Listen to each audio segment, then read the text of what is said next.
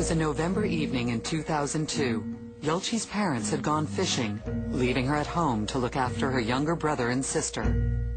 With no electricity in the home, Yulchi went to add some kerosene to one of the family's tin can lamps, a task she had performed many times before. But on this night, the wick was still burning when she poured the kerosene. The stream of fuel caught fire, causing the container to explode in her arms. A family friend saw Yulchi run screaming from the house. I could see she was on fire. She came running out yelling. I put my jacket around her to stop it. I thought this child isn't going to live. When her parents found her, she was lying on the ground, still wrapped in the friend's jacket. Her hair and face were so badly burned. I could not recognize her. I could not even touch her.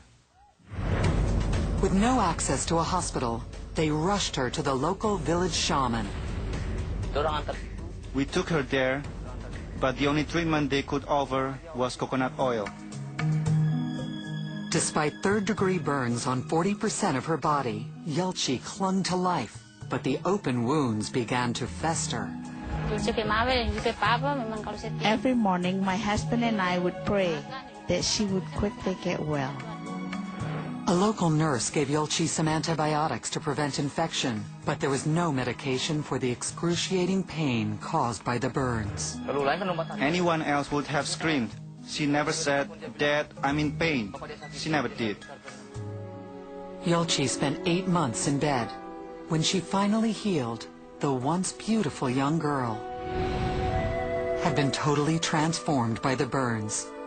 Her body had formed scar tissue to cover the open wounds, but that scar tissue now fused her chin to her chest and welded her upper arms to her sides. It looked like Yulchi's face had melted. We were scared. She said, "Dad, get me a mirror so I can look at myself. So that's what my face is like," she said. Deeply ashamed, she stopped going to school and tried to hide her scars behind layers of clothing, despite the tropical heat.